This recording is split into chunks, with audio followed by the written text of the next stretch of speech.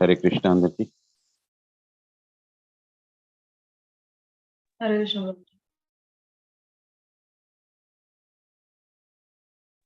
హరే కృష్ణ ప్రభుజీ, ప్రణామం.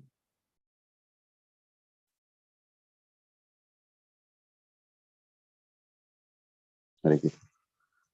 బ్రహ్మజ్ఞానతిమిరంధస్య జ్ఞానాంజనశలాఖ్య చక్షురున్మిలితం యేన తస్మై శ్రీ గురవే నమః. శ్రీ చైతన్యమనోభీష్టం స్థాపితం యేన భూతలే స్వయం రూపః సదా మహ్యం దదాతి స్తదాన్తికం. హే కృష్ణ కరుణా సింధు దీనబంధు జగత్పతే గోపేశ గోపికాంత రాధాకాంత నమస్తుతే తప్తకాంచన గౌరాంగి రాధే వృందావనేశ్వరి వృషభానుసుతే దేవి ప్రణమామి హరిప్రియే. వాంఛాకల్పతరుభ్యశ్చ కృపా సింధుభ్య ఏవ చ పతితానాం పావనేభ్యో వైష్ణవేభ్యో నమః. नमः ओम विष्णुपादाय कृष्णपृष्ठाय भूतले श्रीमते जयपताक स्वामिनि इति नाम नमो आचार्यपादाय निताय कृपप्रदाय गौरकथा दामदाय नगरग्रामतारिणे नमः ओम विष्णुपादाय कृष्णपृष्ठाय भूतले श्रीमते भक्तिवेदांत स्वामिनि इति नाम्ने नमस्ते सरस्वती देवी गौरवाणी प्रचारिणे निर्विशेष शून्यवादी पाश्चात्य प्रचारिणे श्री कृष्ण चैतन्य प्रभु नित्यानंद श्री अद्वैत गदाधर शिवस आदि गौर भक्तवृंद. हरे कृष्ण कृष्ण कृष्ण हरे हरे, हरे राम राम राम हरे हरे. దయచేసి ప్రతి ఒక్క భక్తులు నేను మనస్ఫూర్తిగా ఆశీర్వదించండి. సో దట్ సరైన వాక్యాలు సరైన సమయానికి సరైన ఉద్దేశంతో వచ్చేలాగా ఈరోజు నా గురువు గారైన హిజ్ హోలీనెస్ జయపతాక్ మహారాజుల వారు మరియు నా పరమ గురువు అయిన హిజ్ డివైన్ గ్రేస్ ఏసీ భక్తి వేదాంత స్వామి శ్రీ ప్రభుపాదుల వారు నా చేత ఎంత మేరాన్ని పలికిస్తారని అంత మేరాన్ని పలుకుతాను.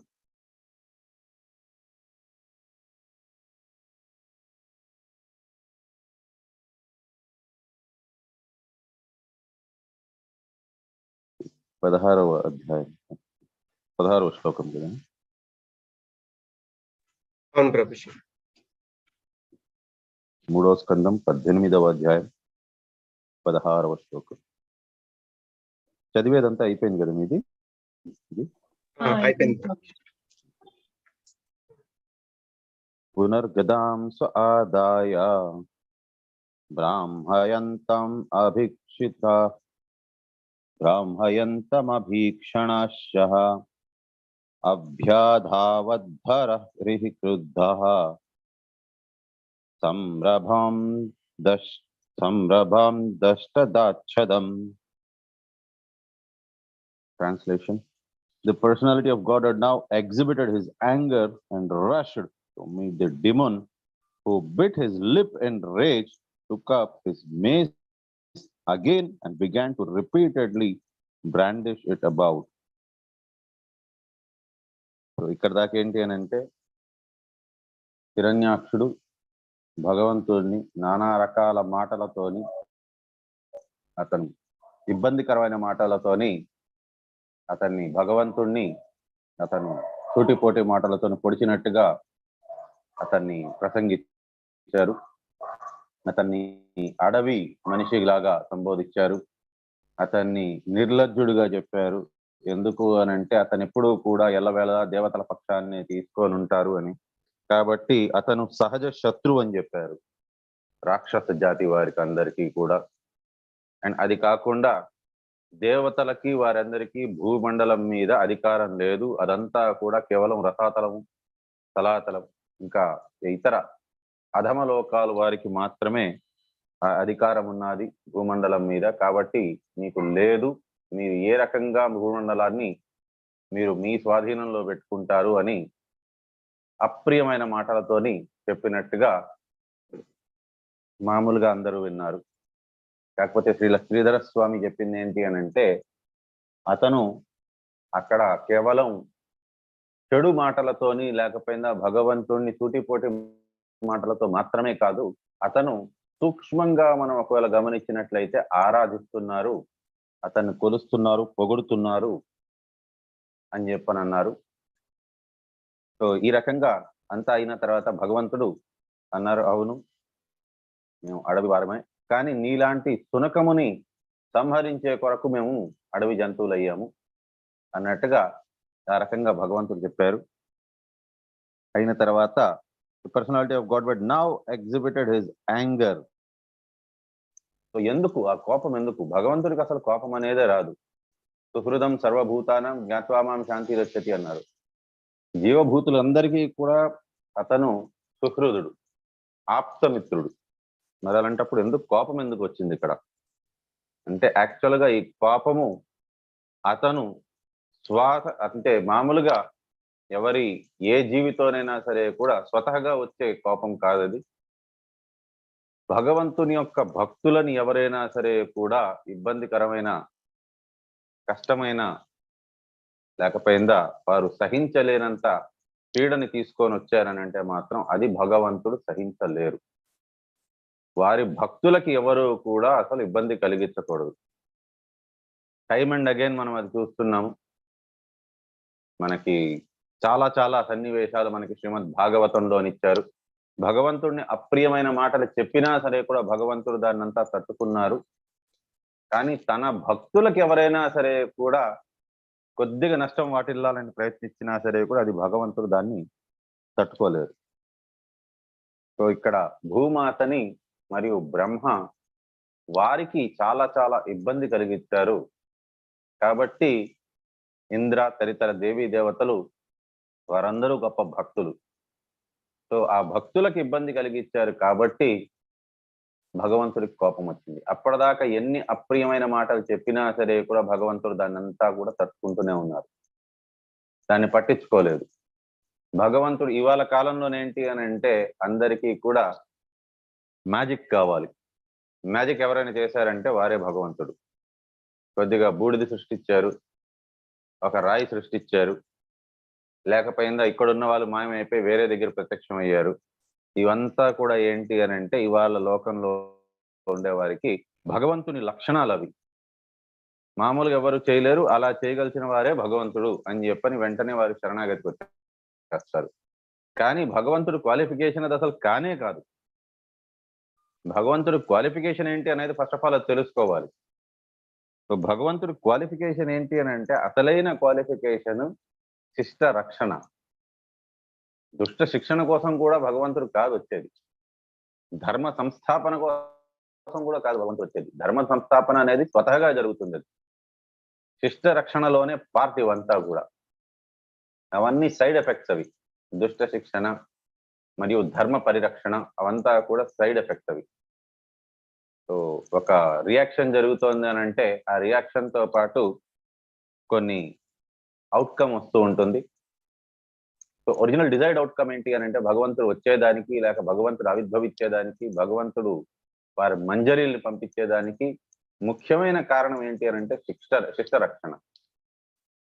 ఏ యథా మాం ప్రపద్యంతే తాం తథైవ భజామ్యహం మం వర్త్మానువర్తంతే మనుష్య పార్థ సర్వశః. భగవంతుడిని ఎంత మేరాన మనం కొలుస్తామో భగవంతుడు కూడా అంత ప్రేమని, ఆప్యాయతని చూపిస్తారు. సో ఎవరైతే నిజమైన భక్తులు ఉంటారో వారి కోసమని భగవంతుడే సాక్షాత్ వస్తారు.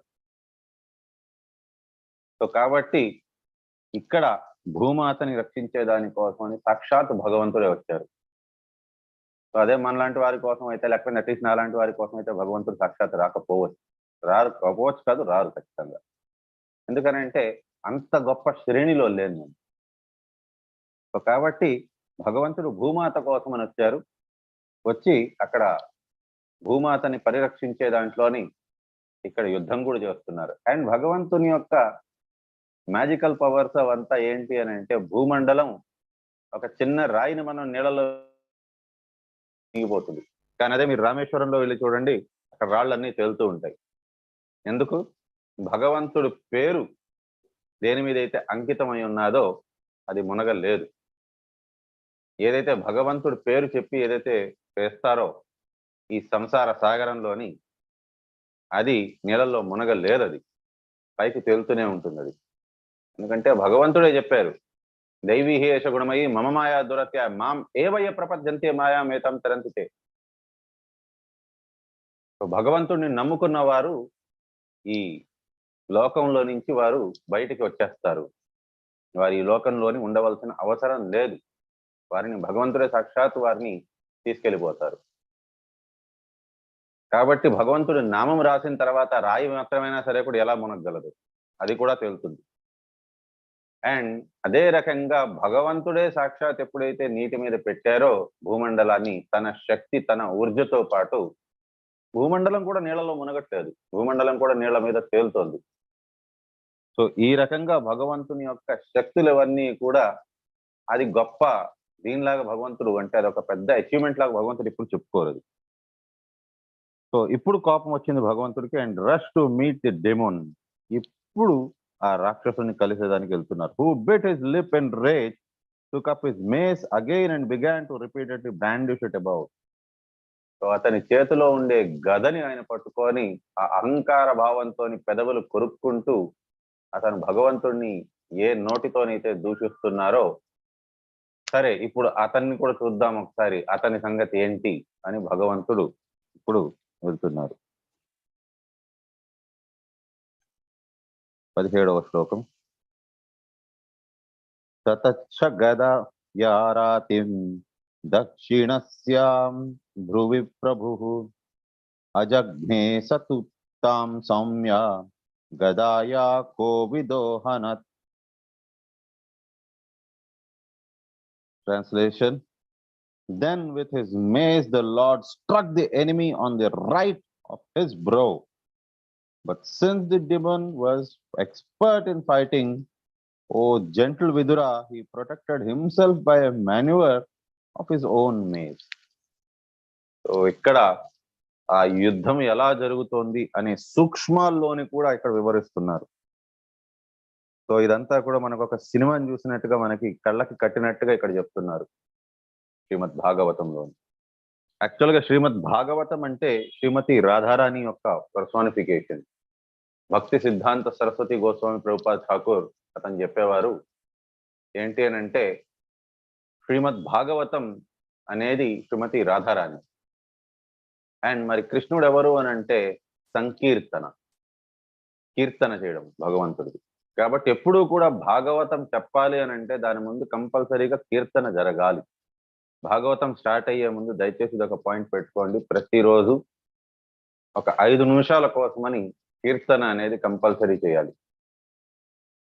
నేను వస్తే నేను, లేకపోతే మీలోంచి ఎవరు జాయిన్ అయినా, మీరు ఒక్కలే ఉన్నా సరే కూడా పర్వాలేదు, కీర్తన మాత్రం చేయండి కొద్దిసేపు. ఆ కీర్తన అనేది ఎలా ఉండాలి అని అంటే, ఒక లీడర్, ఎవరైనా కీర్తన లీడర్ ఎవరినో ఒకరిని అపాయింట్ చేయండి. ఆ కీర్తన లీడర్ ఫస్ట్ పాడతారు. వాళ్ళు పాడే టైంలో ఇంకెవరు పాడరాదు. కీర్తన లీడర్ పాడేటప్పుడు సర్వెంట్ లీడర్స్ వాళ్ళు, కాబట్టి ఆ కీర్తన లీడర్ పాడేటప్పుడు కీర్తన లీడర్ మాత్రమే పాడాలి. అండ్ అయిపోయినాక మిగతా డివోటీస్ అందరూ కూడా వాళ్ళ వెనకాల పాడాలన్నమాట. ఒక 5 minutes. సో ఆ రకంగా కీర్తన చేసిన తర్వాతే శ్రీమద్ భాగవతం స్టార్ట్ చేయాలి. ఓకే, ఇది చెప్పారా అసలు ఓం నమో భగవతే వాసుదేవాయ? అది ఇంకా చెప్పలేదు ప్రభుజీ. ఓ అది చెప్పకుండా స్టార్ట్ చెప్పలేదు, అమ్ము చెప్తారు ఇవాళ చెప్పలేదు. ఓకే. ఓం నమో భగవతే వాసుదేవాయ. ఓం నమో భగవతే వాసుదేవాయ. ఓం నమో భగవతే వాసుదేవాయ. ఓం నమో భగవతే వాసుదేవాయ. ఓం నమో భగవతే వాసుదేవాయ. ఓం నమో భగవతే వాసుదేవాయ. నారాయణం నమస్కృత్య నరం చైవ నరోత్తమం దేవీం సరస్వతీం వ్యాసం తతో జయముదీరయే నష్టప్రాయేషు అభద్రేషు నిత్యం భాగవత సేవయా భగవతే ఉత్తమ శ్లోకే భక్తిర్భవతి న ఇష్టికి.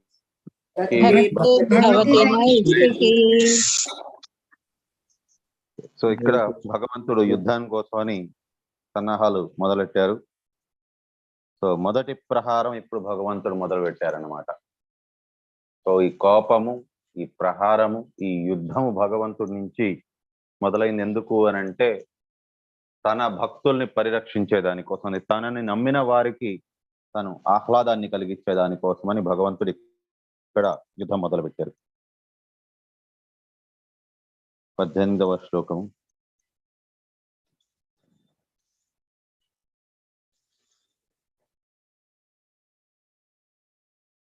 एवं गदाभ्यां गुर्वीभ्यां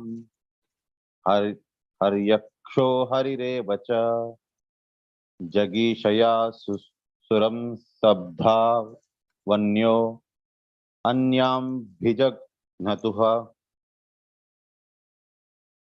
In this way, the demon Haryaksha and the Lord, okay, Haryaksha ante ikkada Hiranyaksha, and the Lord, the personality of God, had struck each other with the huge maces, each enraged and seeking his own victory. Haryaksha is another name for Hiranyaksha, the demon.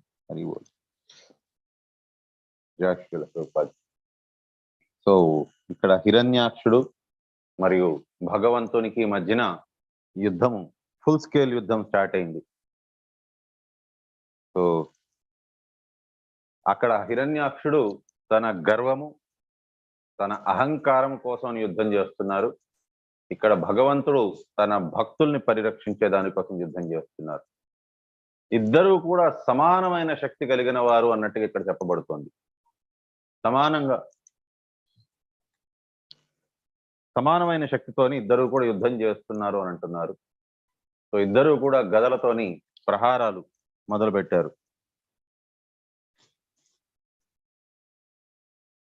19వ శ్లోకం. తయో స్పృదో స్తిగ్మా గధాహాతాంగయోః క్షతాస్త్రవఘ్రాగ్ వివృద్ధమన్యవోః విచిత్రమార్గశ్చరతో జిర్గీషయా వ్యభాదిలాయా విమశిష్మ్యోర్మృధః. Translation: There was keen rivalry between the two combatants. Both had sustained injuries on their bodies from the blows of each other's pointed maces, and each grew more and more enraged at the smell of the blood on his person. In their eagerness to win, they performed maneuvers of various kinds, and their contest looked like an encounter between two forceful bulls for the sake of a cow. శక్తి సామర్థ్యాల యొక్క ప్రదర్శన ఇక్కడ. Purport by Srila Prabhupada, Jai Srila Prabhupada. Here the earth planet is called Ila. This earth was formerly known as Ilavrita Varsha, and when Maharaja Parikshit ruled the earth, it was called Bharata Varsha. Actually, Bharata Varsha is the name of the entire planet, but gradually Bharata Varsha has come to mean India. As India has recently been divided into Pakistan and Hindustan, similarly the earth was formerly called Ilavrita Varsha, but gradually as time passed, it was divided by national boundaries. So మామూలుగా సంధ్యావందనం చేసే వాళ్ళు చెప్తారు, భరతవర్షే భరతఖండే మేరోహో దక్షిణ దిగ్భాగే అని చెప్పని. So మేరు పర్వతం యొక్క దక్షిణ భాగంలో ఉన్నది ఈ భూమండలం. సో దీన్నంతా కూడా మామూలుగా భరత వర్షం, భరత ఖండం అంటారు. సో సర్వము భూమండలం అంతా కూడా భారత వర్షం లాగానే ఉండేది, ఆ పేరుతోనే పిలువబడేది. కాకపోతే అది కాలక్రమేణా దాన్ని విభజిస్తూ వచ్చారు. సో విభజనలోని కొంత పార్ట్ వెళ్ళిపోయింది. సో ఫైనల్ గా భారత వర్షం అనేది ఇప్పుడు ఏది అని అంటే, మనం ఉండే దేశం ఇప్పుడు భారత వర్షం లాగా మాత్రమే మిగిలింది. భారత ఖండం అనేది ఇప్పుడు లేదు, దాని పేరు మార్చేశారు. సో ఈ రకంగా సమస్త భూమండలం అంతా కూడా భారత వర్షం లాగా పిలువబడేది. సో ఇక్కడ ఏంటి అని అంటే, హిరణ్యాక్షుడు మరియు భగవంతుడికి మధ్యన ఇక్కడ గదాయుద్ధం అనేది ప్రారంభమైంది. గదాయుద్ధం అనే దాంట్లోని మొదలు పెట్టినప్పుడు ఎలా ఉన్నింది అని అంటే, భగవంతుడి మీదకి హిరణ్యాక్షుడు మొదటిసారిగా ఎప్పుడైతే ప్రహారం చేశారో, భగవంతుడు కొద్దిగా వెనక్కి తప్పుకున్నారు. అతని భగవంతుని యొక్క దివ్యమైన శరీరం మీద ఏమీ కాకుండా ఉన్నింది. ఆ ప్రహారం నిర్వీర్యం అయిపోయింది. అలాగే ఎప్పుడైతే భగవంతుడు మళ్ళీ ప్రహారం చేశారో, హిరణ్యాక్షుడు కూడా చాలా ఎక్స్పర్ట్ ఫైటర్. ఆయన సో యుద్ధ కళలోని అతను పారంగతుడు. కాబట్టి అతను ఏం చేశారనంటే తన గదతోని అతను భగవంతుని యొక్క ప్రహారాన్ని సమర్థవంతంగా ఆపగలిచారు. సో ఈ రకంగా జస్ట్ ఫస్ట్ ఇనిషియల్ బ్లోస్, దెబ్బలు మాత్రం ఇనిషియల్ గా ఈ రకంగా ఉన్నింది, ప్రహారాలు మొదట్లోని ఈ రకంగా ఉన్నింది. కానీ పోను పోను ఆ యుద్ధం అనేది భీషణ రూపం తీసుకున్నది. ఆ భీషణ రూపం అంటే కూడా ఎలా ఉన్నది అని అంటే ఇక్కడ దాని గురించి చెప్తున్నారు. రెండు బాగా శక్తివంతమైన ఎద్దులు ఎప్పుడైతే యుద్ధంలోకి దిగుతాయో, ఒకటిని అంటే ఒక ఎద్దుని ఇంకో ఎద్దు ఎప్పుడైతే కొమ్ములతోని చాలా భయంకరంగా అది పొడిచేదాని కోసం ప్రహారం చేస్తూ ఉంటాయో, అది చూసేదానికి చాలా చాలా భయంకరంగా ఉంటుంది. సో ఆ రకంగా ఇద్దరు కూడా యుద్ధం చేసుకుంటున్నారు, భగవంతుడు మరియు హిరణ్యాక్షుడు. ఏ రకంగా అంటే గదాలతోని ఒకరిని ఒకరు వారు ప్రహారం చేస్తున్నారు. ప్రహారం చేసిన తర్వాత దానివల్ల శరీరం నుంచి రక్తం ఎప్పుడైతే వస్తుందో, ఎదుటి వారి రక్తాన్ని చూసి ఇంకా కూడా వారికి ఈ ప్రహారం ఇంకా బలంగా చేయాలి అనే రకంగా వారు ఒకరికొకరికి ఆ రకంగా అనిపిస్తూ వారి యుద్ధంలోని లీనమైపోయి ఉన్నారు ఇద్దరు. ఇదంతా ఎందుకు? మళ్ళీ చెప్తున్నా, హిరణ్యాక్షుడు కేవలం తన అహంకారం కోసమని, తన మదము కోసమని. సో మదంలోని ఎప్పుడైతే అహంకారంతో ఎప్పుడైతే యుద్ధం చేస్తారో వారికి పతనం ఖాయం. కానీ భగవంతుడు ఇక్కడ ఇంకొకరి కొరకు, తన భక్తుల ఆహ్లాదం కొరకు, తన భక్తుల యొక్క కేవలం వారి నమ్మకాన్ని నిలబెట్టేదాని కోసమని భగవంతుడి మీద వారి సంపూర్ణ నమ్మకం పెట్టుకొని ఉన్నారు. ఇప్పుడు భగవంతుడు ఒకవేళ యుద్ధం చెయ్యలేకపోతే లేకపోయినా వారికి ఇంకే రకంగానైనా మాటలు చెప్పి వారిని బుజ్జగిచ్చారనంటే, సరేలే అతను అలాగే చేస్తారులే, వదిలేయి, మనం అతనితో యుద్ధం చేయము, అది అతని నైజము, మనం యుద్ధం చేసేదానికోసం లేము ఇక్కడ అని భగవంతుడు చెప్పే ప్రయత్నంలో ఉన్నారంటే మాత్రం భక్తి సన్నగిలిపోతుంది అప్పుడు. కాబట్టి వారి ఆహ్లాదం కోసమని భగవంతుడు ఇక్కడ యుద్ధం చేయాల్సింది వస్తుంది.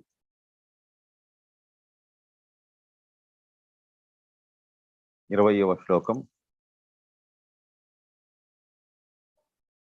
దైత్యస్య యజ్ఞావయవస్య మయా గృహీతవారా హతనోర్మహమన్నః కౌరవ్యమహ్యాం ద్విషతో విమర్ధనః దిదృక్షరాగా దృశి విభృత స్వరాట్. O descendant of Kuru, Brahma, the most independent demigod of the universe, accompanied by his followers, came to see the terrible fight for the sake of the world between the demon and the personality of Godhead, who appeared in the form of a boar. Purport by Srila Prabhupada. Jai Srila Prabhupada. The fight between the Lord, the Supreme Personality of Godhead, and the demon is compared to a fight between the bulls for the sake of a cow. The earth planet is also called Go or cow. As bulls fight between themselves to ascertain who will have union with a cow, there is always a constant fight between the demons and the Supreme Lord or his representative for the supremacy over the earth. Here the Lord is significantly described as Yajnavayava. One should not consider the Lord to have the body of an ordinary boar. He can assume any form, and he possesses all such forms eternally. It is from him that all the other forms have emanated. This boar form is not to be considered the form of an ordinary hog. His body is actually full of yajna or worshipful offerings. Yajna sacrifices are offered to Vishnu. Yajna means the body of Vishnu. The body is not material. Therefore, he should not be taken to be an ordinary boar. So, భగవంతుని యొక్క శరీరం అది మనలాంటిది కాదు. భగవంతుడి జన్మ, భగవంతుడి కర్మ అన్నీ దివ్యం. అది భగవంతుడే చెప్పారు. జన్మ కర్మచమే దివ్యం ఏవం యో వేత్తి తత్వతః తత్వాదేహం పునర్జన్మ నైతిమాం ఏతి స్వర్గుణ. సో భగవంతుని యొక్క జన్మ కర్మ అతను చేసేది ఏది కూడా సాధారణమైనది కాదు. ఇతరుల ద్వారా దాన్ని అనుకరించే రకమైనది కాదు. కాబట్టి భగవంతుడు భగవంతుడే, అతనికి సరిసాటి ఎవరు లేరు. సో అటువంటి వారు భగవంతుడు. సో ఈవెన్ మనకి బ్రహ్మ సంహితలో కూడా అది చెప్పబడ్డాది, గోవిందం ఆది పురుషం తమహం భజామి. భగవంతుడి నుంచే, కృష్ణుడి నుంచే అన్ని అవతారాలు కూడా వచ్చాయి. విష్ణువు కూడా కృష్ణుడి నుంచే వచ్చారు, సర్వం కృష్ణుడి నుంచే వచ్చినట్టు. సో వాసుదేవ సర్వమితి అనేది తెలుసుకోవడం అనేది జీవితం యొక్క పరమ లక్ష్యం. సో కృష్ణుడి నుంచే అంతా కూడా వచ్చింది, కృష్ణుడే సర్వము. మనం ఏది చూసినా అదంతా కూడా కృష్ణుడే. సో అది తెలుసుకున్న వారు మహాత్ములు. సో ప్రతి ఒక్క జీవిలోని ఫస్ట్ కృష్ణుడిని గుర్తించగలచాలి. అది గుర్తించిన తర్వాత ప్రతిదీ కూడా కృష్ణుడు మయం. ఈ లోకమే కాదు, ప్రతి ఒక్కటి కూడా కృష్ణుడి మయం. మనం ఏది చూసినా అంతా కూడా కృష్ణుడి మయం అనేది అది ఫైనల్ రియలైజేషన్. సో ఈ రకంగా భగవంతుని యొక్క శరీరం మరి భౌతికమైంది ఏ రకంగా అవ్వగలదు? భగవంతుని తీసుకున్న అవతారము ఒక శూకర రూపం తీసుకొని ఉండొచ్చు, వరాహ రూపం తీసుకొని ఉండొచ్చు, కానీ ఆ శరీరం ఆ రకంగా శరీరం భగవంతుడు యాక్సెప్ట్ చేశారు అని అంటే అది ఒక పర్పస్ వల్ల తీసుకున్నారు భగవంతుడు. అటువంటి శరీరం తీసుకున్నారు కాబట్టి భగవంతుడు శూకరుడు కారు, భగవంతుడు వరాహం కాదు. భగవంతుడు వరాహమేమో అన్నట్టుగా అనుకోకూడదు. ఇప్పుడు దీన్ని ఎలా ఎక్స్ప్లెయిన్ చేయొచ్చు అని అంటే, ఒక పెద్ద కంపెనీ యొక్క ఎండి అతను ఆఫీస్లోని లేకపోతే మీటింగ్స్ లో మీరు చూసారని అంటే చాలా గంభీర రూపంతో ఉంటారు. ఎల్లా వేళలా బిజినెస్ లోనే అతను ఆక్యుపైడ్ అయి ఉంటారు. అతను తన మిగతా టీం వాళ్ళతోని కానీ ఎప్పుడైనా లేకపోయిందా తన బిజినెస్ పార్ట్నర్స్ తో ఎప్పుడైనా మాట్లాడేటప్పుడు చాలా గంభీరంగా మాట్లాడతారు. బిజినెస్ కి సంబంధించిన దానికి కావలసిన టోన్ లో మాట్లాడతారు. ఎప్పుడూ కూడా వాళ్ళతోని సరదాగా నవ్వుతూ జోకులు వేస్తూ అలా మాత్రం ఉండరు.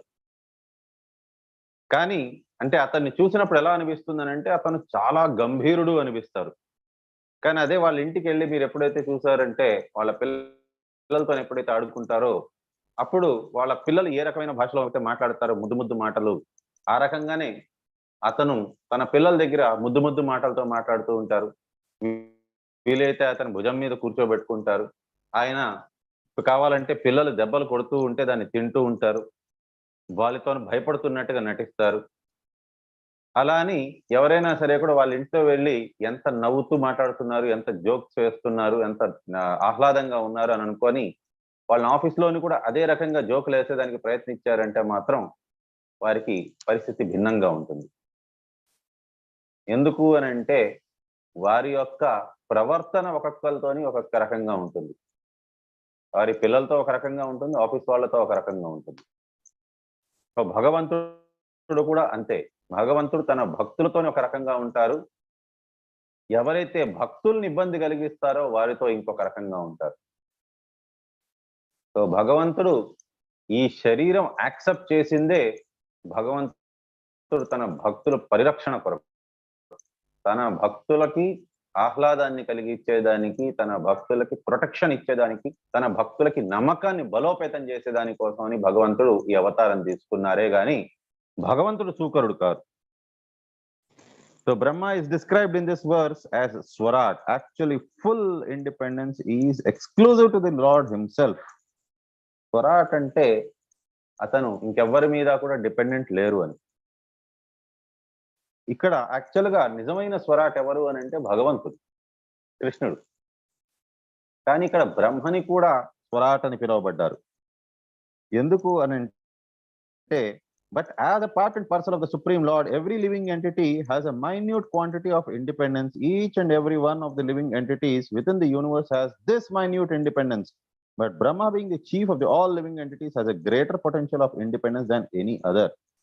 He is the representative of Krishna, the Supreme Personality of Godhead, and has been assigned to preside other universal affairs. All other demigods work for him.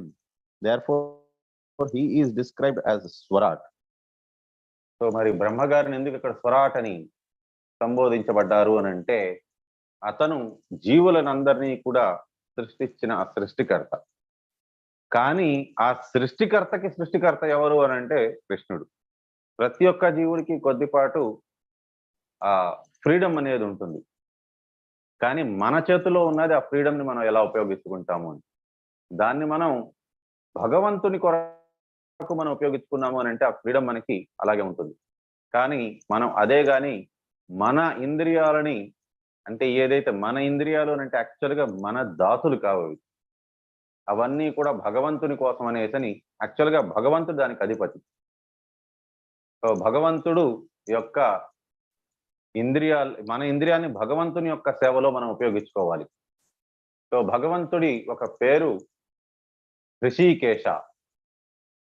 So Hrishikesha అంటే మన ఇంద్రియాలకి, భౌతికమైన ఇంద్రియాలన్నిటికీ కూడా అధిపతి భగవంతుడు. కాబట్టి అతని ఋషికేశ అని అంటారు. సో మనం ఎప్పుడైతే మన ఇంద్రియాలని భగవంతుని సంతృప్తి కొరకు మనం ఎప్పుడైతే వాడతామో అప్పుడు ఆ ఇంద్రియాలకి విలువ అనేది ఉంటుంది. ఎప్పుడైతే ఆ ఇంద్రియాలని మన ఓన్ సంతృప్తి కొరకు మనం వాడతామో అప్పుడు మనం మన ఫ్రీడమ్ని మనం దుర్వినియోగించుకుంటున్నట్టుగా. సో కాబట్టి మనం ఆ ఫ్రీడమ్ని దుర్వినియోగించుకోకూడదు. సో మనలోంచి ఉత్తమమైన వారు ఎవరు అని అంటే బ్రహ్మ. కాబట్టి బ్రహ్మకి ఆ ఫ్రీడమ్ అనేది ఎక్కువ ఉంటుంది. కాబట్టి అతన్ని ఇక్కడ స్వరాట్ అని పిలువబడ్డారు. He is always accompanied by great sages and transcendentalist, all of whom came to see the bullfight between the demon and the Lord. So ఎంతో మంది ఋషులు మునులు వారందరితోని ఎప్పుడూ కూడా నిండి ఉంటారు బ్రహ్మ గారు. ఎందుకు అని అంటే మానవోత్తములు, మానవుల్లోకి అతను సృష్టికర్త అతను. కాబట్టి అతనితో పాటు ఎల్లవేళలా కూడా అతను ఉత్తమమైన భక్తుడు కూడా.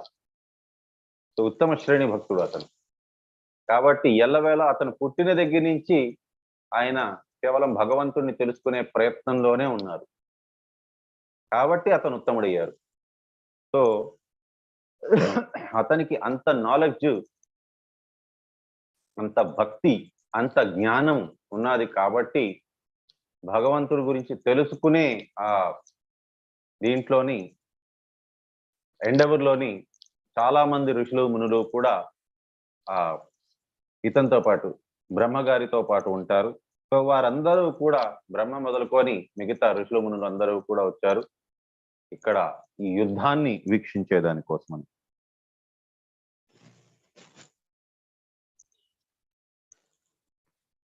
ఎక్కడ దాకా, ఎన్నో శ్లోకం దాకా చదివారు? 21 శ్లోకం అయింది ప్రభుజీ. మీనింగ్స్ అనువాదం కాలేదు.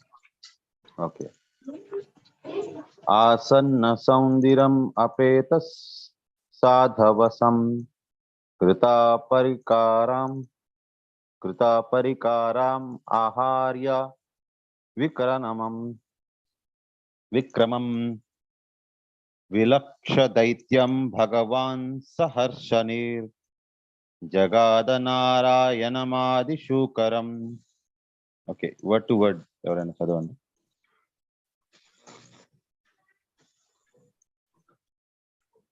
ఆసన్న పొంది, శాండీరం శక్తి, అపేత రహితముగా, సాధ్వసం భయము, కృత కావించి, ప్రతీకారం విరోధము, ఆహార్య ఎదురు లేకుండా, విక్రమం శక్తిని కలిగి, విలక్ష్య కాంచి, దైత్యం దానవుని, భగవాన్ పూజనీయుడగు బ్రహ్మదేవుడు, సహస్రనీహి వేలాది మునులకు నాయకుడు, జగాద పలికెను నారాయణం నారాయణునితో, ఆదియగు సూకరం వరాహ రూపమును కలిగిన.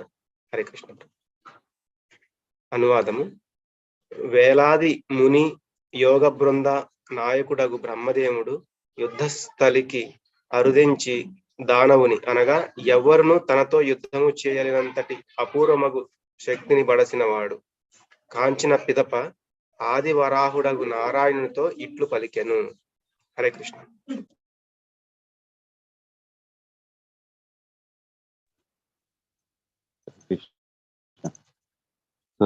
ఇప్పుడు యుద్ధం మొదలయ్యింది ఫైనలీ. సో దాన్ని బ్రహ్మ తదితర మిగతా ఋషిగణాలతో పాటు బ్రహ్మగారు వచ్చారు. వచ్చిన తర్వాత వీక్షిస్తున్నారు ఆ యుద్ధాన్ని వీక్షించిన బ్రహ్మగారు ఇప్పుడు భగవంతుని కొలుస్తున్నారు. నెక్స్ట్ 22వ శ్లోకం ఎవరైనా చదవండి.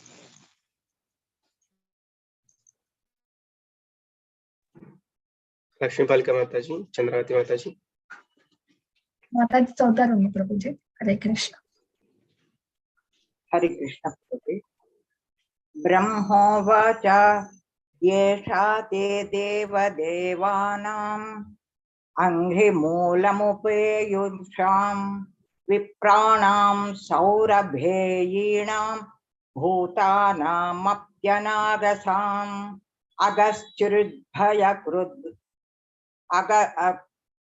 అగస్త్యద్రుద్భయోత్రుధ్యష్ క్రోధస్మద్ధాధవరోసురః అన్వేషన్న ప్రతిరథో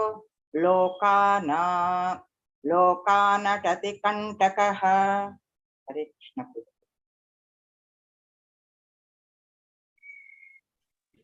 హరే కృష్ణ ప్రభు. హరే కృష్ణ. చంద్రావతి మీరు మాతాజీ మీరు కూడా చదువుతారా? హరే కృష్ణ ప్రభుజీ.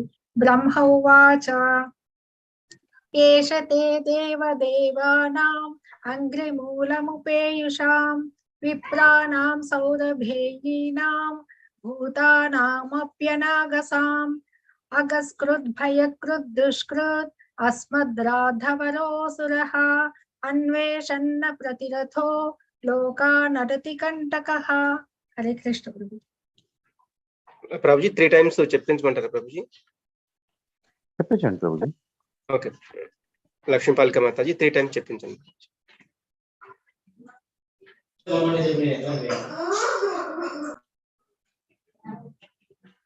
ఓకే. చంద్రావతి మాతాజీ మీరు చెప్పించండి. బ్రహ్మ ఉవాచ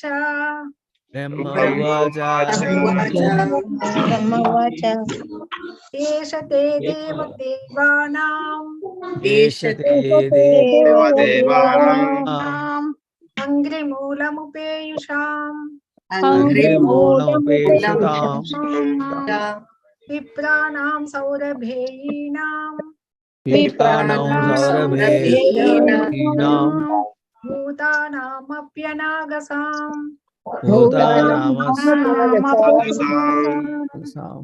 ఆగస్కృద్భయకృద్ దుష్కృత్ అస్మద్రాధవరోసురః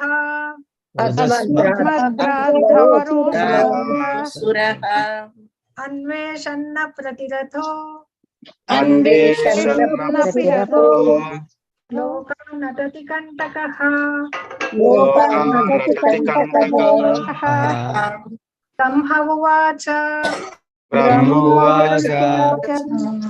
ఏష తే దేవదేవానాం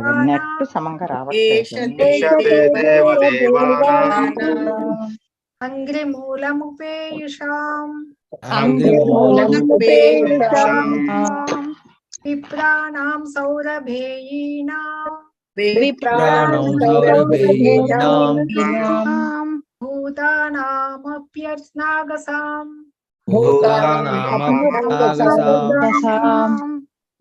ఆగస్కృద్భయకృద్ దుష్కృత్ అస్మద్రాధవరోసురః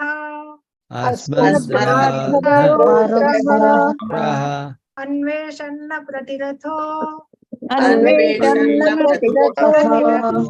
లోకానటతి కంటకః.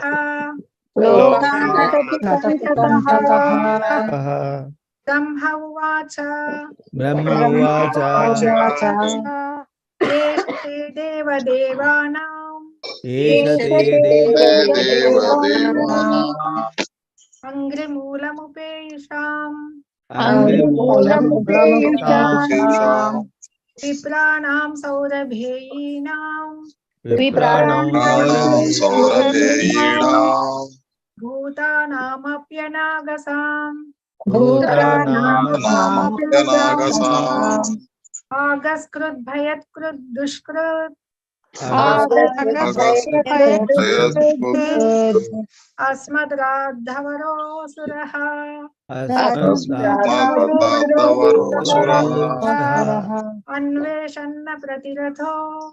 అన్వేషన్న ప్రతిరథో లోకానటతి కంటకః. హరే కృష్ణ ప్రభుజీ. అర్థాలు ఎవరికన్నా చెప్పించండి. హరే కృష్ణ. హ్యాండ్ రైజ్ చేస్తారు ఎవరైనా? మీనింగ్స్ చెప్పించారు. నేను చెప్పనా ప్రభుజీ? వాణికుమారి మాతాజీ వందిత. హ్యాండ్ రైజ్ చేస్తారు. హరే కృష్ణ ప్రభు. బ్రహ్మ ఉవాచ. బ్రహ్మదేవుడు పలికెను. బ్రహ్మదేవుడు పలికెను. ఏషః ఈ దానవుడు తే నీ యొక్క దేవా ఓ దేవా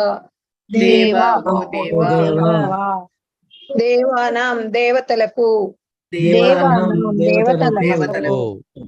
అంగ్రిమూలం నీ పాదములు ఉపేయుషాం పొందిన వారికి విప్రాణాం బ్రాహ్మణులకు సౌరభేయీనాం గోవులకు భూతానాం సామాన్య దేవులకు అపి కూడా అనాగసాం అమాయకులు ఆగహృత్ అపరాధి భయకృత్ భయకారణము దుష్కృత్ దుష్కృతి అస్మత్ నా నుండి రార్థవరః వరమును బడసి అసురః దానవుడు అన్వేషణ్ వెదకుచు అప్రతిరథః తగిన విరోధి లేక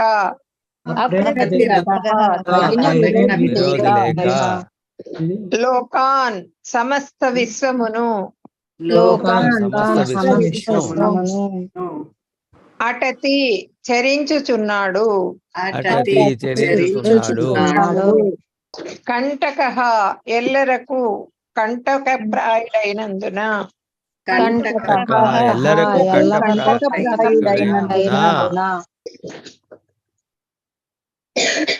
హరే కృష్ణ. బ్రహ్మదేవుడు పలికెను. ఓ దేవా, నిష్కళంకులను నీ పాద పద్మార్చనము పైననే సదా ఆధారపడి ఉండువారును అగు దేవతలకు, బ్రాహ్మణులకు, గోవులకు, అమాయక జనులకు ఈ దానవుడు కంటక ప్రాయముగా తయారైనాడు. వారిని అనవసరముగా పీడించుతూ ఇతడు భయకారణుడైనాడు. నా నుండి వరమును బడసినందున దానవునిగానే తగిన విరోధికై సదా వెతుకుతూ అపకీర్తికరమగు అప్రయోజనము కొరకై విశ్వమంతటను చరించుతున్నాడు. బ్రహ్మదేవుడు పలికెను. ఓ దేవా, నిష్కళంకులను నీ పాదార్చనము పైననే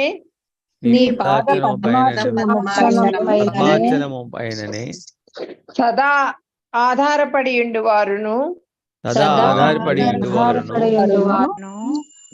అగు దేవతలకు, బ్రాహ్మణులకు,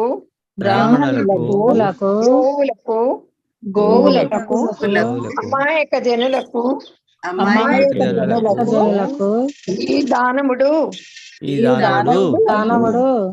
కంటకప్రాయముగా తయారైనాడు. వారిని వారిని అనవసరముగా పీడించుతూ అనవసరముగా పీడించుచు ఇతడు భయకారణుడైనాడు. ఇతడు కారణుడైనాడు. నా నుండి వరమును బడిసినందున నా నుండి వరమును బడిసినందున దానవునిగానై తగిన విరోధికై సదా వెదకుతూ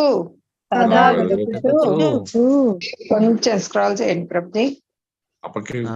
అపకీర్తికరమగు అప్రయోజనము కొరకై సారీ ఆ ప్రయోజనము కొరకై విశ్వమంతటను చరించుచున్నాడు. హరే కృష్ణ ప్రభు. ధన్యవాదాలు. భాస్కర్ ప్రభుజీ భాష్యం. హరే కృష్ణ. ఓం నమో భగవతే వాసుదేవాయ. జయశీల ప్రభుపాదికి జై. భాష్యము: జీవులలో 2 తరగతులు కలరు. ఒకరు సురులు అని పిలువబడగా వేరొకరు అసురులు అని పిలువబడతారు. దానవులు సాధారణముగా దేవతలను అర్పించుట ఎందే ప్రియమును కలిగి ఉందరు. అట్టి అర్చనము ద్వారా ఇంద్రియ ప్రీత్యర్థమై వారు విస్తృతముగా శక్తిని బడియెదురనుటకు పెక్కు రుజులు కలవు. అదియే తదనంతరం బ్రాహ్మణులకు, దేవతలకు, ఇతర అమాయక జీవులకు కష్టకారణముగా తయారు కాగలదు. దానవులు తమ అలవాటు కొద్దీ దేవతలు, బ్రాహ్మణులు అమాయకుల ఎడ తప్పు పట్టుచుందరు. ఆ రీతిగా దేవతలకు, దానవులకు భయకారణమై యుద్ధం. దేవతల నుండి శక్తిని గ్రహించి పిదప దేవతలనే ఆట పట్టించుట దానవుల సహజ స్వభావం. ఒక గొప్ప శివ భక్తుని ఉదంతము ఆ విధముగానే ఉన్నది. ఎవరి శిరమును తాను తన హస్తముతో తాకునో అది అతని మొండెము నుండి వేరయ్యేది వరమును అతడు శివుని నుండి పొందాను. శివుడు ఆ వరమును అతనికి వసిగినంతనే ఆ దానవుడు శివుని శిరమునే తాకేగోరాను. దానవుల పద్ధతి ఆ విధముగా ఉండదు. దేవదేవుని భక్తులు మాత్రం ఇంద్రియ ప్రీత్యర్థమై ఎటువంటి వరదానమును కోరరు. ముక్తి నొసగునప్పటికీ వారు నిరాకరింతురు. శ్రీకృష్ణ భగవానుని దివ్యమగు ప్రేమయుత సేవ యందు నెలకొనుటలోనే వారు ఆనందము అనుభవించరు. ధన్యవాదాలు ప్రభుజీ. హరే కృష్ణ. హరే కృష్ణ. ఇక్కడ భగవంతుడు భక్తులు మరియు భౌతికవాదులు ఇద్దరు గురించి చెప్తున్నారు. సో మామూలుగా 2 రకాల వారు. దైవ అసుర సంపద్ విభాగ యోగంలో మనం చదివాం. సో ఒకటి భక్తులు, రెండోది అభక్తులు. సో భక్తుల్ని ఇక్కడ సురులు అని చెప్పారు. సో భక్తులు ఎందుకు సురులు అవుతారు అని అంటే వారు సరైన దాంట్లోని పద్ధతిలో ఉన్నారు. సో అటువంటి వారు కొన్నిసార్లు ఒకవేళ చెడు మార్గంలో వెళ్ళినా సరే కూడా వారిని సాధువుల్లాగానే మనం పరిగణలోకి తీసుకోవాలి. సో మనకి భగవద్గీతలో కూడా చెప్పున్నారు. సో అటువంటి వారు అపిచేత్ సుధరాచారో భజతామాం అనన్య భక్సాధు రేవకి మంతవ్య సంవ్యక్ వ్యవస్థితో హి సహా. అటువంటి వారు కొన్నిసార్లు చూసేదానికి వారు ప్రవర్తన అంతా కూడా అప్రియంగా ఉండొచ్చు. సో అయినప్పటికీ కూడా వారిని సురగణంలోకే తీసుకోవాలి. వారిని దేవీ దేవతల్లాగా, వారిని ఒక మునిలాగానే వారిని తీసుకోవాలి. ఎందుకు అని అంటే వారు సరైన మార్గంలో ఉన్నారు. సో వారందరూ కూడా ఎవరైతే భగవంతుడి మీద నమ్మకం ఉన్నదో, భగవంతుడిని కృష్ణుడిని మాత్రమే నమ్ముతారో వారందరూ సురులు. ఎవరైతే కృష్ణుణ్ణి తప్పించి మినహాయించి లేక కృష్ణుణ్ణి కూడా సరి సమానంగానే, అందుకోసమే మనకి 10 అపరాధాల్లో ఉన్నది. సో కృష్ణుణ్ణి మనం వేరేగా ట్రీట్ చేయడం, బ్రహ్మలాగానే కృష్ణుడు, బ్రహ్మ, శివ తదితర దేవీ దేవతలందరినీ కూడా సమానంగా మనం ట్రీట్ చేయడం, లేకపోయినా వారిని కృష్ణుడితోని ఇండిపెండెంట్ గా ఉన్నారు అని భావించడం, అవన్నీ కూడా ఏంటి అని అంటే పాపములే. అవన్నీ కూడా ఏంటి అని అంటే అక్షమ్య నేరాలు. అవన్నీ కూడా ఎందుకు అక్షమ్య నేరాలు? దానివల్ల ఏమైనా మనకి పనిష్మెంట్ ఇస్తారా ఏంటి? జస్ట్ మనం కృష్ణుడిని నమ్మకపోతే పనిష్మెంట్ వచ్చేస్తుందా అని అనుకుంటే కాదు. అగ్ని ఒకవేళ మనం తెలిసో తెలియకుండానో ముట్టుకున్నా సరే కూడా అది మండుతుంది, కాలుతుంది. కాబట్టి అదే రకంగా ఎవరైతే భగవంతుడిని నమ్ముతారో, కృష్ణుడిని నమ్ముతారో, కృష్ణుడు తప్పించి ఇంకెవరిని నమ్మరో, భగవంతుడు మనకి ఆ గిరికి కీకుడు ఇచ్చేశారు. ఫైనల్లీ భగవద్గీత చరమ శ్లోకంలోని మనకి అప్పటిదాకా ఎన్నో చెప్పారు, ఎన్నో రకాల యోగములు చెప్పారు. ఫస్ట్ ఆఫ్ ఆల్ అసలు మనం శరీరం కాదన్నారు, మనం ఆత్మ అన్నారు 2వ అధ్యాయంలో సాంఖ్యయోగంలో. నెక్స్ట్ దాని తర్వాత మనల్ని ఏ రకంగా ఇది సకామ కర్మం నుంచి మనకి నిష్కామ కర్మం పక్కకి రమ్మని చెప్పారు 3వ అధ్యాయం కర్మయోగంలో. దాని తర్వాత మనకి జ్ఞానాన్ని ప్రసాదించారు, సో జ్ఞానయోగంలోని. నెక్స్ట్ 5వ అధ్యాయంలోని మళ్ళీ మనకి కర్మ సన్యాసం కంటే కూడా కర్మ యోగం బెటర్ అన్నారు. సో ఆ రకంగా మనకి నెక్స్ట్ అష్టాంగ యోగం గురించి కూడా చెప్పారు. సో 8 అంగాలు ఏమేమి ఉన్నాయి అనేసని. దాని తర్వాత అన్నిటినీ చెప్తూ మనకి ఫైనల్ గా చెప్పారు, అన్ని రకాల యోగములు మనకి విస్తీర్ణంగా చెప్పినాక ఫైనల్ గా మనకి చెప్పారు, ఇవన్నీ కూడా ఆచరణీయమైనది కాదు, ఇవంతా కూడా వారు తే ప్రాప్నువంతి మాం ఏవా, సో అటువంటి వారు కూడా నా దగ్గరికి చేరుకుంటారు కానీ ఆఖరికి చేరుకుంటారు. మరి ఏ రూపంలోని కొలవాలి మిమ్మల్ని అని అంటే ద్విభుజాకారమైన శ్యామ సుందర రూపంలోని కొలవండి. అండ్ ఆ భగవంతుడు మనకి 12వ అధ్యాయంలోని క్లియర్ కట్ గా చెప్పేశారు, ఈ రకంగా క్లేశోధికతరస్తేషాం అవ్యక్తం సక్తచేతసాం అవ్యక్తాహి గతిర్దుఃఖం దేహవాద్భిరవాప్యతే. సో అవన్నీ కూడా కష్టసాధ్యమైనది నాయన, అవన్నీ కూడా ఆచరించదగినది కాదు. కాబట్టి దయచేసి ఆ దీంట్లోని చిక్కుల్లోని మీరు ఇరుక్కోవద్దు అని చెప్పేశారు. అండ్ ఆ రకంగా మనకి దైవము అసురము గుణాలు కలిగిన వారిని గురించి కూడా చెప్పారు. అండ్ ఫైనల్ గా మనకి ఇచ్చినది ఒక కీ ఇచ్చేశారు మనకి. ప్రభుపాదుల వారిని ఈ క్వశ్చన్ ఎవరో అడిగారు డివోటి, మనకి బహునాం జన్మనామంతే అని చెప్పారు కదా కృష్ణుడు, సో ఎన్నో జన్మలు పడతాయి కదా మనకి భక్తుడు అయ్యేదానికి అని అంటే ప్రభుపాదుల వారి మధ్యలోనే ఇంటరప్ట్ చేశారు. నో, 1 సెకండ్, జస్ట్ 1 సెకండ్ పడుతుంది భగవంతుడికి భక్తుడు అయ్యే దానికోసం అని. మీరెవరు భగవద్గీత చదవలేదా, మీరు నేను చెప్పింది వినలేదా అని చెప్పిన ప్రభుపాదుల వారు చాలా అంటే గంభీరంగా వచ్చి చెప్పారు. భగవంతుడు ఏం చెప్పారు? అన్ని కూడా సర్వధర్మాన్ పరిత్యజ్య మాం ఏకం శరణం వ్రజ అని అన్నారు. కృష్ణుడిని మాత్రమే అతని పాదాలకి శరణాగతి పొందమని చెప్పారు. అది చేసిన తర్వాత అహం త్వాం సర్వ పాపేభ్యో మోక్షయిష్యామి మా శుచః అని చెప్పారు. అన్ని పాపాల నుంచి విముక్తినిచ్చేస్తాను, మోక్షాన్ని కూడా ఇస్తానంటున్నారు. ఇంకా కృష్ణుడే చెప్పిన తర్వాత నువ్వెవరు నేనెవరు అదంతా కూడా కాదు, దానికి ఎన్నో జన్మలు కావాలి అవంతా అనేదానికి. కానీ మోస్ట్ ఇంపార్టెంట్ థింగ్ ఏంటి అని అంటే శరణాగతి పొందడం. అంటే కృష్ణుడు తప్పించి ఇంకా నాకు ఏ గతి లేదు అని నమ్మడం పూర్తిగా. మనం నమ్ముతాం, అట్లీస్ట్ నేను నమ్ముతాను కృష్ణుడు దేవాది దేవుడని, శరణాగతి పొందుతాను. కానీ అక్కడ ఆ శరణాగతిలోనే ఇమిడి ఉన్నది ఇతర ఆలోచనలు కూడా. రేపు నా ఉద్యోగం ఏమవుతుంది, ఉంటుందా ఉద్యోగం, ఉండదా, నాకు కావాల్సిన లగ్జరీస్ లైఫ్లో నావంతా నాకు దొరుకుతాయా, నా పిల్లలకి పెళ్లి ఎలా చేయిస్తాను, వాళ్ళ చదువులు ఎలా చేయిస్తాను. భగవంతుడు ఉన్నారు, ఇంత చేసిన వారు భగవంతుడు ఇవేవి చేయలేరా? భగవంతుడు అన్ని చూసుకుంటున్నారు. నన్ను అడిగిందంతా కూడా భగవంతుడు శరణాగతి పొందమంటున్నారు. కానీ ఆ చిన్నపాటు ఆలోచన నా మైండ్లోకి రాదు. ఎందుకు రాదు అని అంటే తెలివి అనేది పని చేయదు. బ్రాహ్మణికల్ క్వాలిటీస్ కావాలి దానికి. బ్రాహ్మణికల్ క్వాలిటీస్ అంటే మనకి దీంట్లో చెప్పేస్తున్నారు, సమోదమ తపశౌచ్యం క్షాంతిరర్జవమేవచ జ్ఞానం విజ్ఞానం ఆస్తిక్యం బ్రహ్మకర్మ స్వభావజం. చిన్న దెబ్బ తగిలేసరికి ఆర్తనాదాలతోని ఏడుస్తూ కూర్చొని ఉంటాను. భగవంతుణ్ణి వారిని కొంతకాలం పాటు భక్తి అనేది మానేస్తాను. శ్రీమద్ భాగవతం లాంటి అంత ఉత్తమమైన గ్రంథాన్ని పక్కన పడేస్తాను. ఎందుకనంటే ఈ శరీరానికి చిన్న దెబ్బ తగిలింది, కొంత అసౌకర్యం కలిగింది, పర్మనెంట్ అసౌకర్యం కూడా కాదు, ఇది కొద్దిపాటు. దానికోసం అనేసని నేను దాన్ని పక్కన పెట్టేసి నా శరీరం అని ఏడ్చుకొని మొత్తుకుంటున్నాను కాబట్టి. సో ఈ రకంగా ఎవరైతే ఆలోచిస్తారో భగవంతుని ప్రకారంగా వాళ్ళు అసురులు.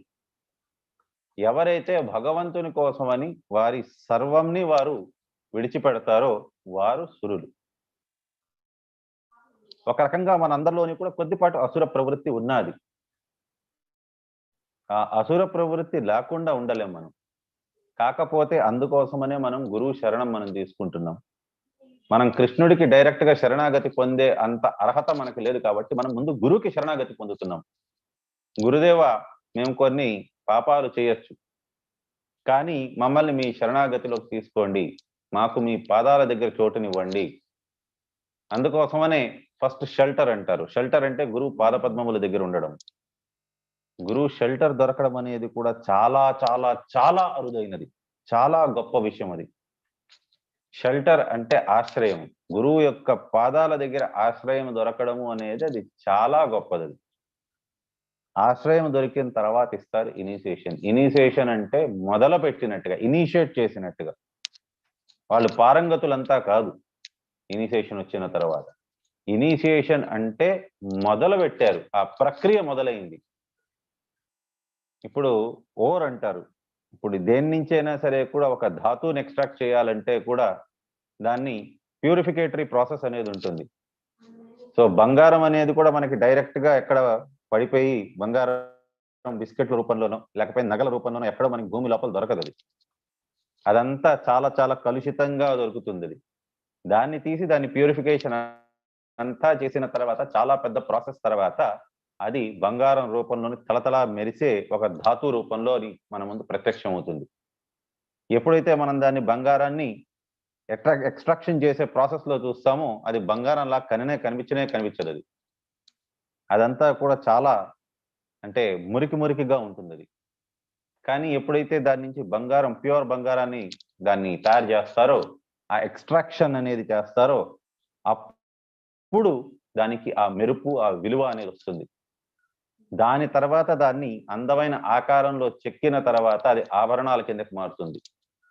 ఆ ఆభరణాలను ఎప్పుడైతే ధరిస్తారో దానివల్ల ఆ వ్యక్తికి అందం అనేది వస్తుంది. సో ఆ రకంగా మనమంతా కూడా ఇప్పుడు చాలా ఇంప్యూర్ స్టేజ్లో ఉన్నాం. సో ఎప్పుడైతే ఆ గురువు ద్వారా మనకి ఇనిషియేషన్ అంటే దీక్ష అనేది ఇవ్వబడుతుందో అప్పుడు గురువు ఏం చేస్తారు అని అంటే మనకి స్టార్ట్ చేస్తారు మనలోని ప్యూరిఫికేషన్ ప్రాసెస్ని. సో ప్యూరిఫికేషన్ ప్రాసెస్ అని అంటే అదేమి చాలా సాధారణంగా చాలా సునాయాసంగా ఉండదు. అది ఇబ్బందికరంగానే ఉంటుంది. ఒక రాయి ఎప్పుడైతే దాన్ని శిల్పములాగా తీర్చిదిద్దాలి అని అసలు కొన్ని వేలాది లక్షలాది రాళ్లలోంచి కొన్ని రాళ్లను మాత్రమే ఎంపిక చేస్తారు. అండ్ ఇంకా చెప్పాలంటే విగ్రహాలు చెక్కాలి అని అంటే దానికి కొన్ని రకాల సింబల్స్, కొన్ని రకాల దానికి క్వాలిఫికేషన్స్ కావాలి ఆ రాతికి. వాటిని ఒకసారి సెలెక్ట్ చేసినాక అది ఇనిషియేషన్ ప్రాసెస్. ఒకసారి ఇనిషియేషన్ అయిన తర్వాత గురువు ఏం చేస్తారంటే ఆ రాతి మీద ఆ శిల్పాన్ని చెక్కే ప్రయత్నం చేస్తారు. ఇప్పటిదాకా మనం ఒక పాషాణ ఖండం లాగా ఉన్నాం, మనల్ని తీర్చిదిద్దుతారు ఒక అందమైన విగ్రహం లాగా, భగవంతుని యొక్క భక్తుని లాగా. సో ఆ రాతి మీద ఎప్పుడైతే ఆ హ్యామర్ తోని, చిజల్ తోని దాన్ని చెక్కే ప్రయత్నం చేస్తారో ఆ రాతికి నొప్పి కలుగుతుంది. అదే రకంగా ఎప్పుడైతే ఇనిషియేషన్ అయిన తర్వాత గురువు మనలో ఉండే పాపాలని, అరిష్టాన్ని అంతటినీ పోగొడతారో సో అప్పుడు ఏంటి అని అంటే స్వతహాగానే కొంత బాధ, నొప్పి అనేది ఉంటుంది. దాని తర్వాతే మనం అంతా కూడా తీర్చిదిద్దుతారు మనల్ని ఒక మంచి భక్తుల్లాగా. సో కాబట్టి సురులు, అసురులు అనేసని రెండు రకాలు ఉన్నారు. సో మనలోని ఇప్పుడు ప్రస్తుతానికి మనం అసురుల రూపంలోనే ఉన్నాం. కాకపోతే ఆ అసురులు ఏంటి అని అంటే మనం కొంతగా మనం మార్పు చెందాలి అని అంటే ఆ సురుల రూపంలోని రావాలి అని అంటే మనం ఫస్ట్ ఏషాంతు అంతగత పాపం జనానాం పుణ్యకర్మణ తే ద్వంద్వ మోహ నిర్ముక్త. భజతే మాం దృఢావృత. సో ఆ రకంగా మనం ఏంటి అని అంటే పాపాల నుంచి ఫస్ట్ విముక్తులు కావాలి. సో పాపాల నుంచి విముక్తులు కావాలంటే ఆ పాపాల యొక్క పరిహారం, ఆ ప్రారబ్ధాన్ని అంతా కూడా మనం అనుభవించాలి. సో కాబట్టి ఆ ప్రారబ్ధాన్ని అనుభవించాలి అని అంటే బాధాకరమైనదే, నొప్పికరంగానే ఉంటుంది అది. సో కాబట్టి ఎవరైతే నాకు ఈ కష్టాలు, భౌతికమైన కష్టాలు అవంతా వద్దు అని అనుకుంటారో వారికి ఇనిషియేషన్ సరైన ప్రాసెస్ కాదు. కాకపోతే ఒకటి గుర్తుపెట్టుకోండి, ఈ జన్మలో కాకపోయినా ఏదో ఒక జన్మలోని వారు దాన్ని అనుభవించక తప్పదు. ప్రారబ్ధం అనేది అది సహజం, అది వస్తుంది, అనుభవించాలి. కర్మచక్రం అనేది ఎవరు తప్పించుకోలేరు. సో కాబట్టి అది అనుభవించిన తర్వాతే ఎవరైనా సరే కూడా భగవంతుడి దగ్గరికి వెళ్ళగలరు. సో భగవంతుడి దగ్గరికి వెళ్ళాలని అంటే ఈ కర్మచక్రాన్ని అనుభవించాలి.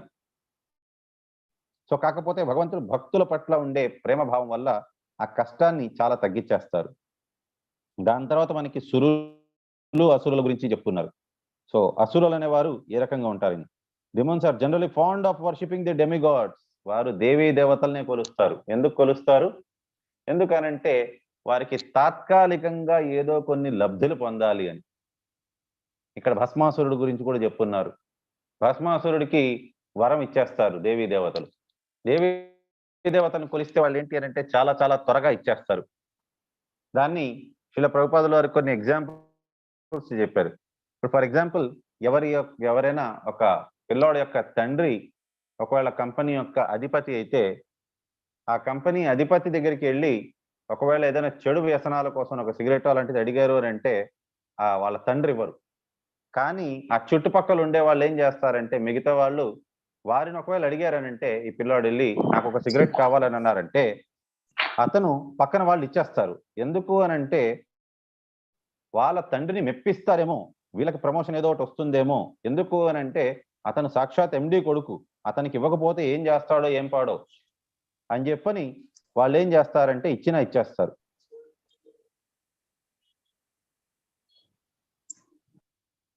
సో అందుకోసమని సో ఆ రకంగా ఏంటి అనంటే మిగతా దేవీ దేవతలు ఏంటి అనంటే చాలా త్వరగా వారు మెప్పు అనేది పొందేస్తారు. ఎందుకు అనంటే భగవంతుడి దగ్గరికి భగవంతుడు అంత తొందరగా ఇవ్వరు. భగవంతుడు ఏది కూడా అంత తొందరగా వరాలు అనేది ఇవ్వరు. మీరు కృష్ణుడిని చూడండి, ఎవరికి కూడా కృష్ణుడు అంత త్వరగా వరాలు ఇచ్చిన సన్నివేశాలు ఎక్కడా లేవు. అదే బ్రహ్మగారు కానీ లేకపోయింది శివుడు కానీ వారందరూ కూడా త్వరగా మెప్పు పొందించేయచ్చు.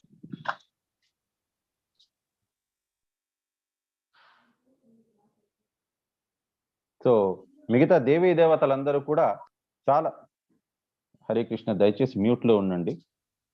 మీరు అన్మ్యూట్ చేసుకున్న దాని వల్ల అందరికీ కూడా ఇబ్బందికరంగా ఉన్నది. సుశీల మాతాజీ.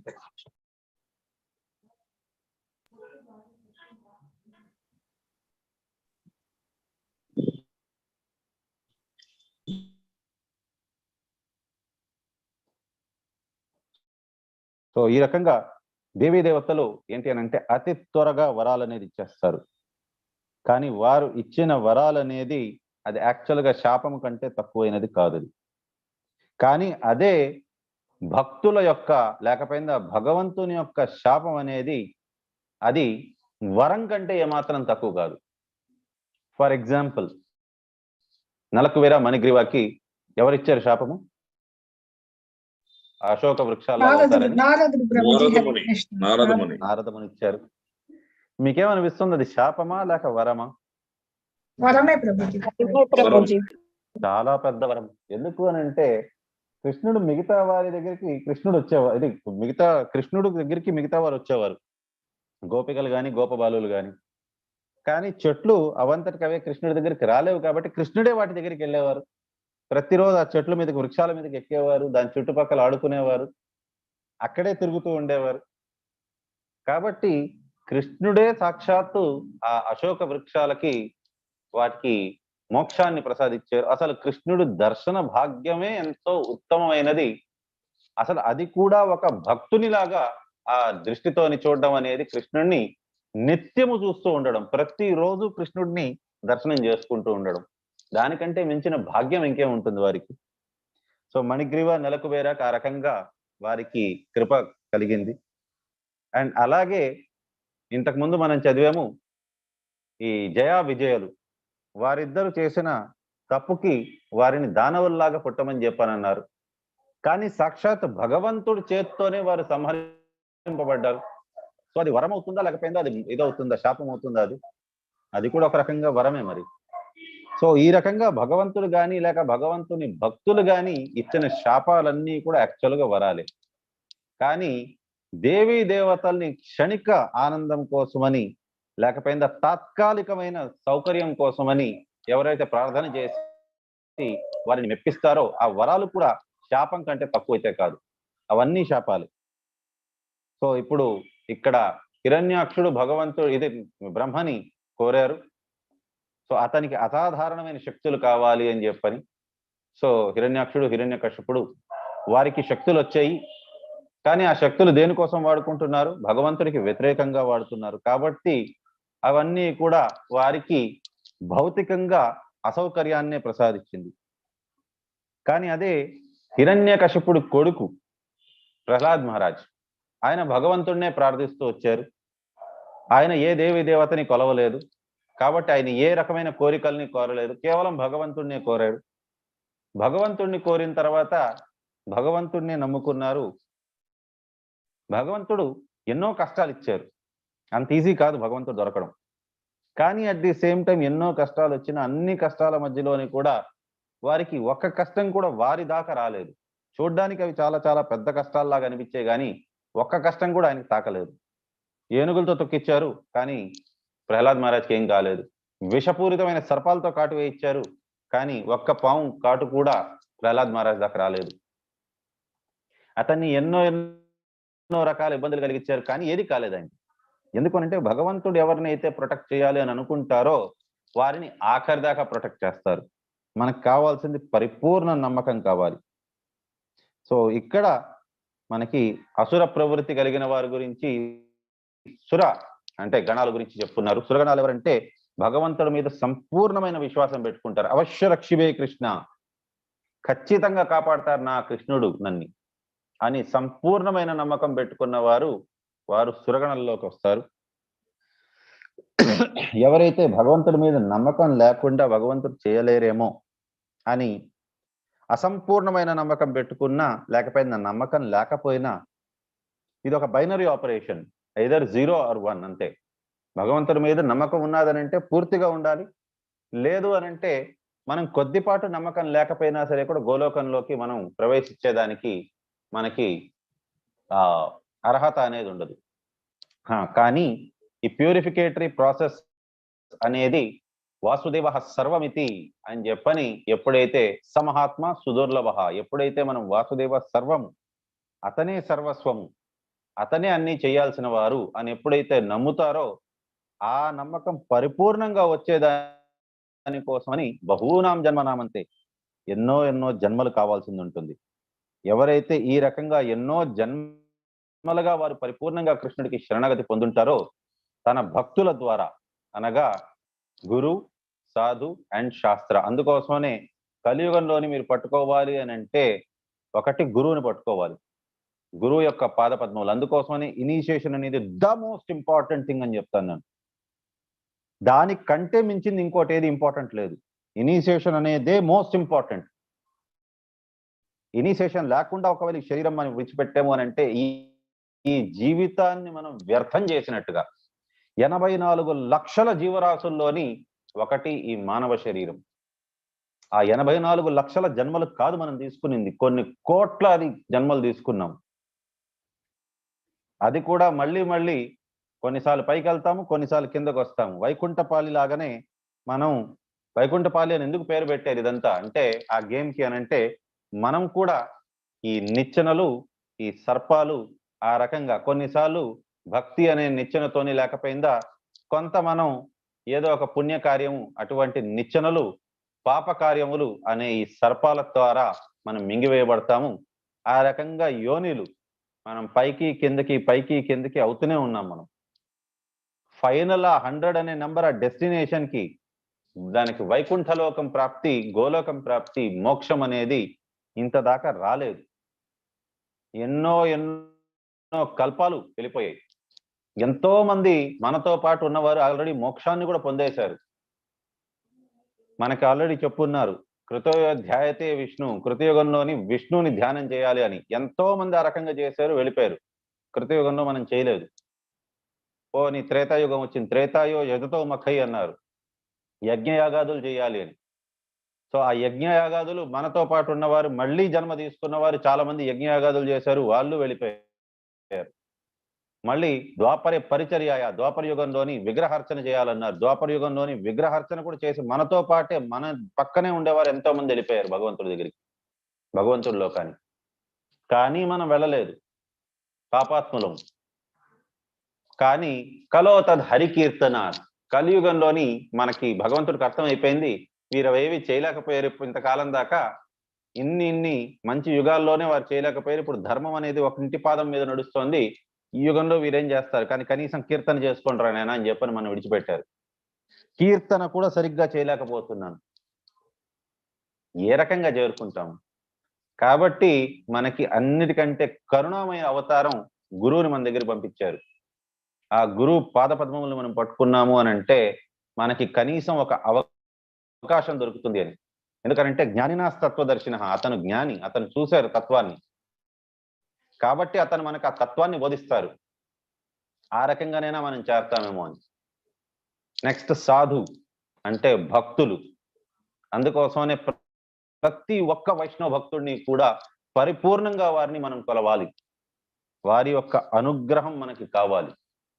అండ్ శాస్త్ర, ఎన్నటికీ కూడా శ్రీమద్ భగవద్గీత, శ్రీమద్ భాగవతం దాన్ని వీడద్దండి. ఈ మూడు పట్టుకున్న వారికి భగవత్ ప్రాప్తి అనేది ఖచ్చితంగా జరుగుతుంది. అదర్వైజ్ మనం అసురాలాగానే ఈ జన్మలో కాకుండా వచ్చే జన్మలోని ఇలాగ ఎన్నో అనేక కోటి జన్మల దాకా మనం ఈ లోకంలోనే తిరుగుతూనే ఉండాలి. అసూర్య నామతే లోక అంధేన తమసావృతాం తాంస్తి ప్రత్యాభిగచ్చంతే ఏకేచాత్మో హనోజన. సో ఈ రకంగా ఎవరైతే భగవంతుని యొక్క ఆ ఈశావాస్య ప్రిన్సిపల్ అనేది నమ్మరో అటువంటి వారు ఈ లోకంలోని వారు తిరుగుతూనే ఉండాలి. ఈశోపనిషత్తులో చెప్పబడ్డది ఇది. సో కాబట్టి ఈ రకంగా మనం తిరుగుతూనే ఉండాలి. సో కాబట్టి దేవీ దేవతల్ని మనం కొలిచి ఏదైనా సరే కూడా అతి త్వరగా మనం సాధించేయచ్చు అని అనుకుంటే కూడా అది కూడా అంత సరైనది కాదు. ఎందుకు అని అంటే అది మనం పొందేది చాలా సులభమే అయి ఉండొచ్చు, కానీ అది కూడా మనం ఎంత సులభంగా పొందినా సరే కూడా మనకి అంత అది ఇబ్బందికరమైనది, అది శాశ్వతమైనది కాదు అది. సో ఇక్కడతో మనం విరామం తీసుకుందాం, మిగతాది రేపు చూద్దాం. వాంఛాకల్పతరుభ్యశ్చ